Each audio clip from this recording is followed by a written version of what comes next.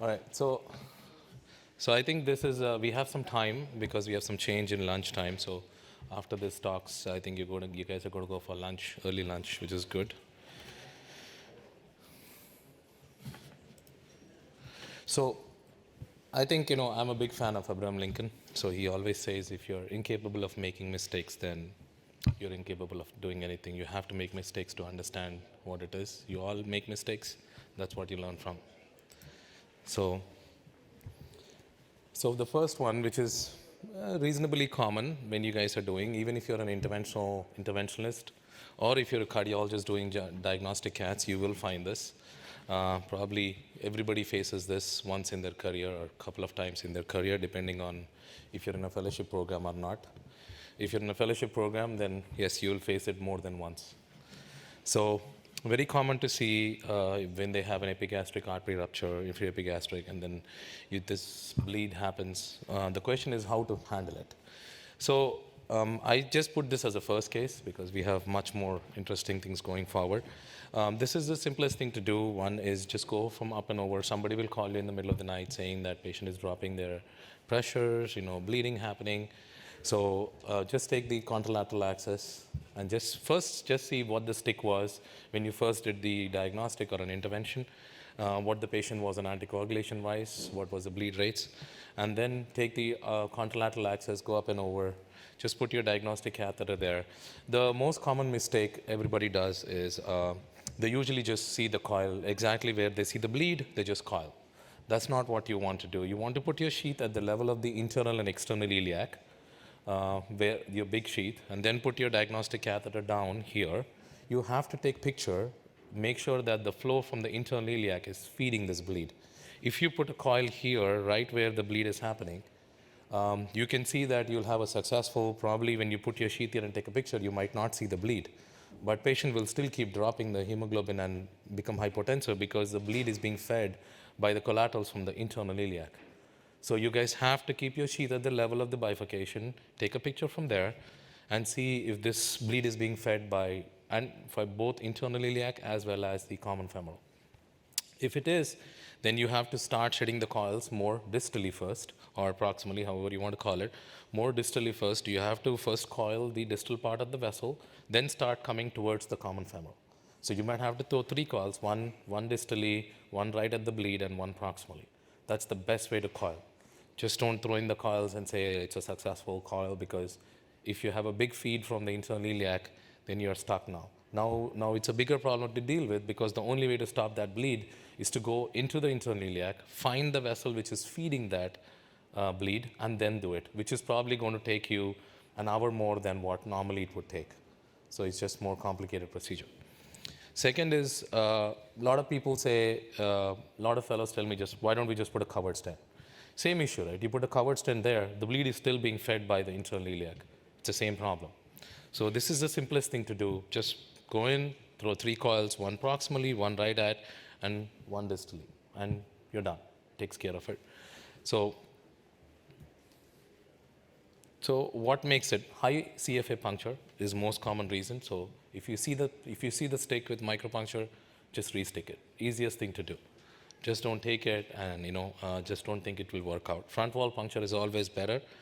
After you do intervention or a diagnostic, if you guys have hypotension, assume that his patient is bleeding. That's the most common assumption you have to make, and especially flank pain if the patient has.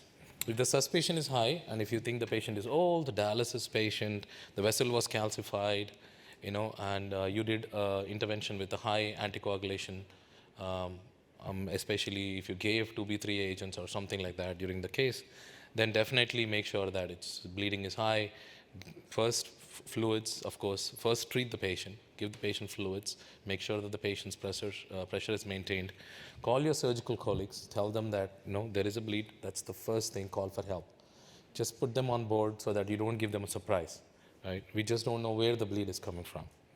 And then, of course, if there's any anticoagulation on board, reverse it. If you don't think the anticoagulation is the most important thing for the patient. Again, do a CAT scan, and then depending on the CAT scan where the bleed is, if it's a spontaneous bleed or a bleed because of your access site, then decide.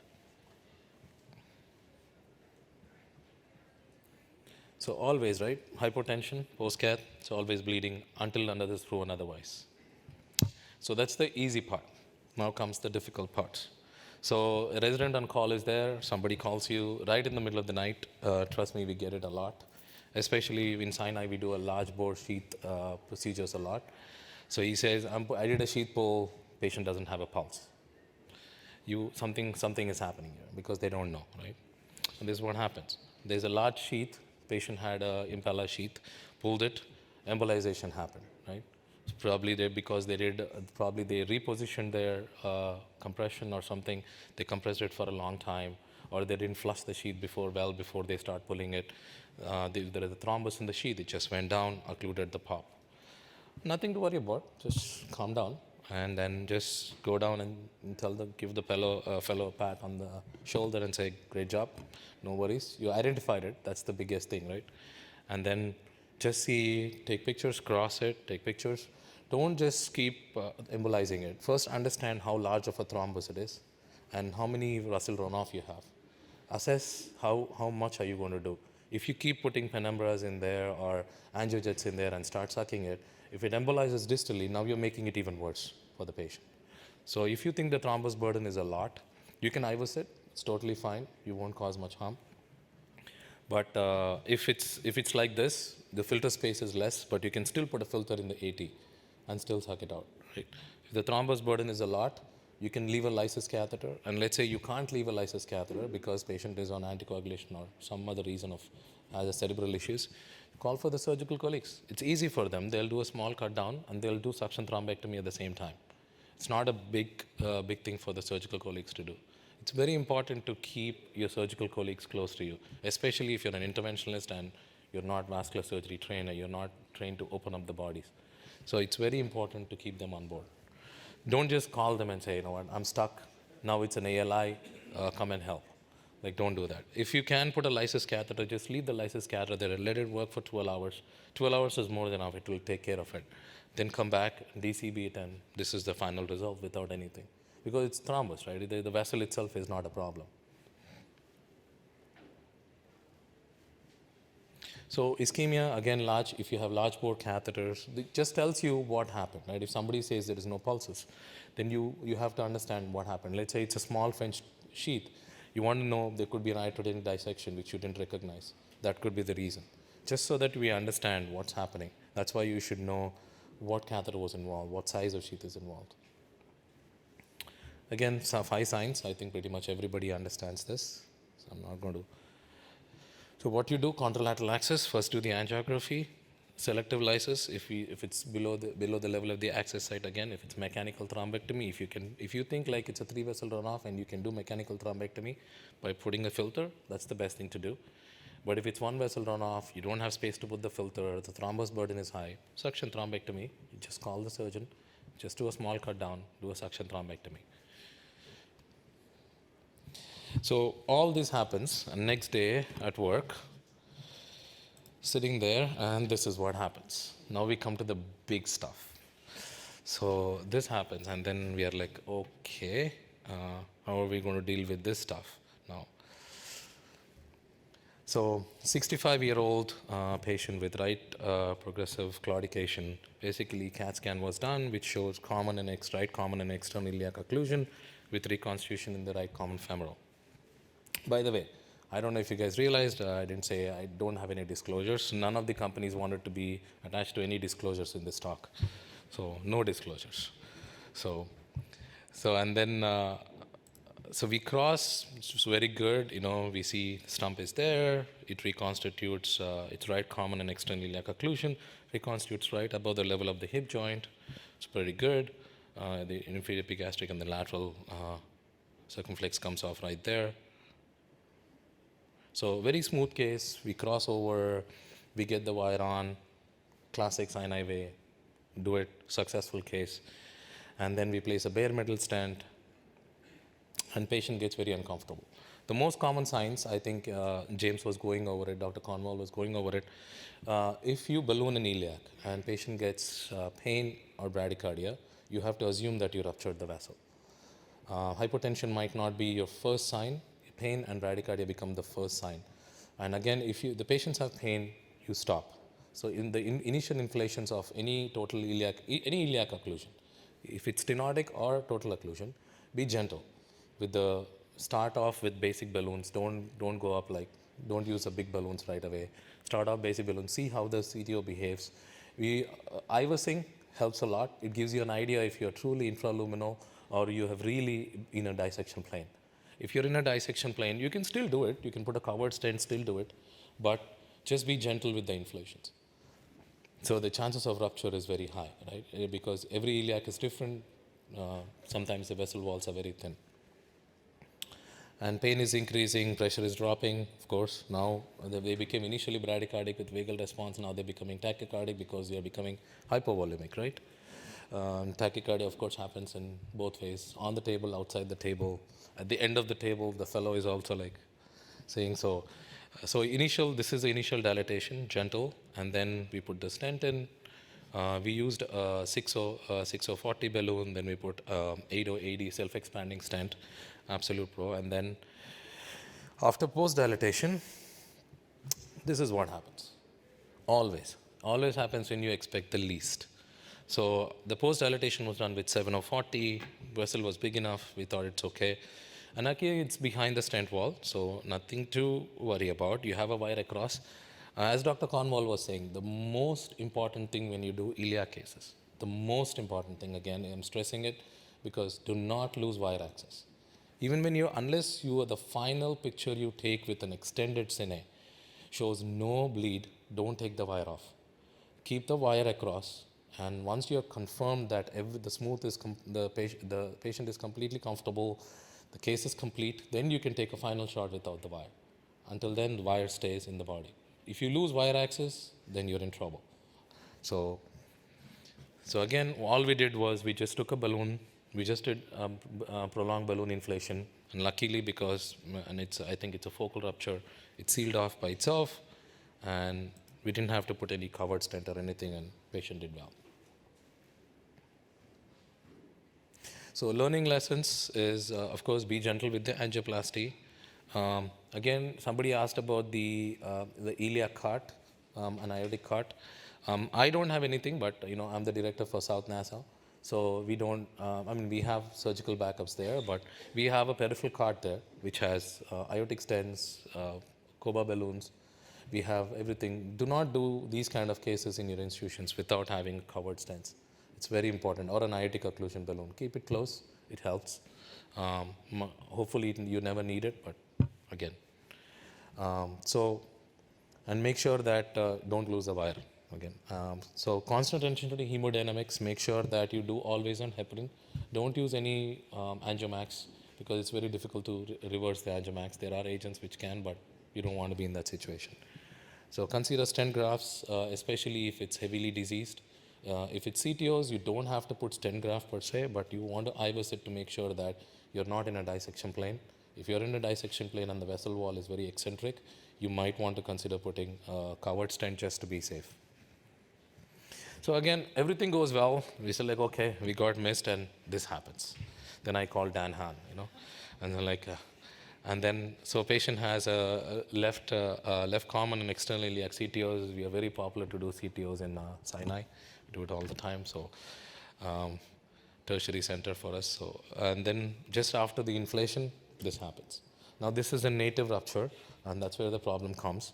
And once the rupture happens, by the time you do, there is always these pictures are courtesy of one of the colleagues. So again, just stay calm. As long as you have wire access, always when you're doing CTOs, make sure you have access on both sides.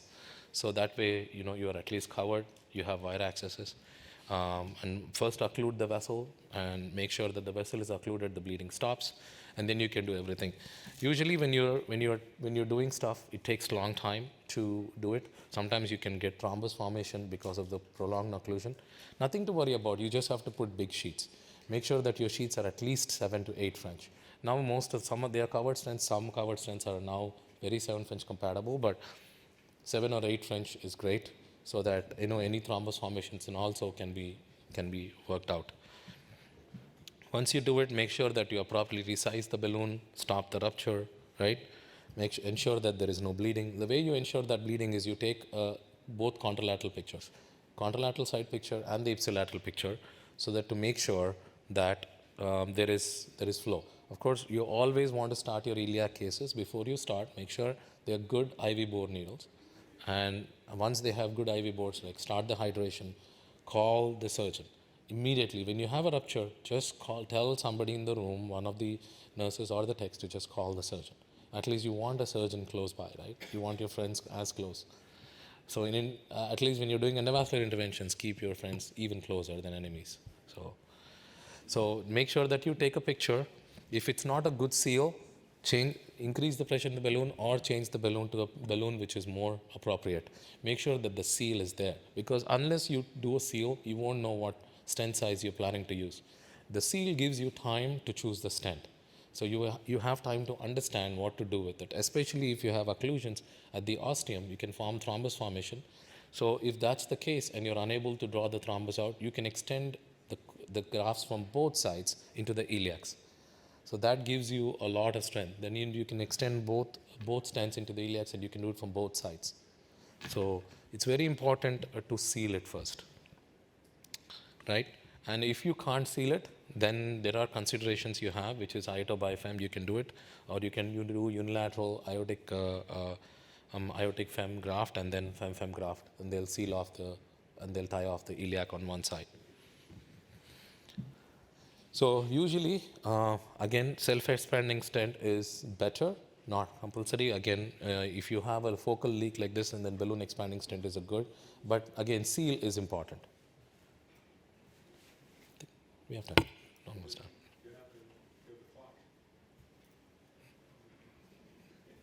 Done. So again, so post perclose, they cath, and then you do perclose, and this happens. And now your fellow comes to you very nicely to say, please fix it.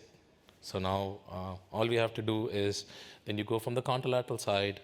So it's different for perclose and angioceal. These are the most two common injuries you see. If it's perclose, then you know that there is it's just more about a posterior wall thread. So you have to break it. So always do these cases. Assume that there is thrombus because there's a stop of flow. Put the filter. Don't do these cases without a filter. Don't just put a wire and balloon it, because if there is thrombus, it's going to embolize. Now you're dealing with another problem, which is more than what you are supposed to deal. Just cross. If you have to atherectomize it, if you think it's necessary. And then IVUS, these cases, very important. You know the dissection plane, how is it, how complex it is. And then DCB it. Try not to stent. Again, fix it, then it's fixed. Now again, never stops, right? Again, it's post-angioceal, complete closure. So my personal opinion is, if you have an angioceal injury, just call the surgeon, let them go for endarterectomy. Because there are plates, there is always thrombus, there is always going to be there. But if the patient is not a surgical candidate, you can wire it and then fix it. You can stent it if you have to with a common femoral stent, but most likely, most of the angioceal injuries I have seen, you end up putting a stent. You cannot get away without a stent, because there's a lot of injury and thrombus formation. And the plates usually are the reason. So again, you have to go home, but there is always complication around the corner, right? Guys, thank you.